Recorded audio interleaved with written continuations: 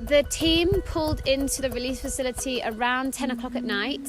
You know, number one, the most important thing is the elephants were doing okay. They'd been kept warm on the back of the vehicle with blankets. They were still strong and active, but had not struggled too much throughout the journey, so it was a safe journey. They were both stable together because it was felt that, you know, to keep them together would be best so that they might support one another and provide each other comforts. The rest of the release herd are, of course, also inside the boma at night time for their own safety.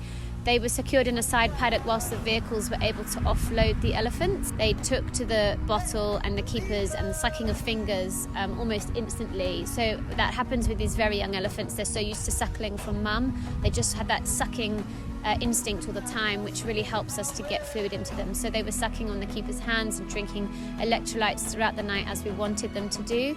The keepers were with them constantly to check on them, make sure that they weren't getting too cold. GIF reports that unfortunately they didn't get a wink of sleep. Those elephants were very stressed. They were traumatized because of where they were coming, and also they've lost their mothers. You know, a completely new environment, lost their family, didn't know what was going on. So a very, very traumatic time for them. And they spent the night screaming and screaming for their mothers, which is completely heartbreaking. Their screams caused a wild herd to come in very, very close to the camp to find out what was going on, as well as having the release herd trying to get to them to reassure them as well. So it was a very, very intense first night for them. As you can see, us, we act like our mothers, so we had to encourage them, to make them calm, to give them love. On a positive side, what it does indicate is that they were in good condition. If an elephant is starving and it had been away from its mother for a long time or sick, then they wouldn't be showing those signs. So, you know, at least there was this reassurance that these elephants are in good health.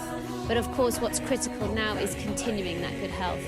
So to begin with, we gave them electrolytes to rehydrate them and to clear their systems. And then the following morning, we started them on a milk formula, which would start to provide them with some of the nutrients they required. One of the good things we've also noticed with these two, despite being very young, is that they are very good at browsing.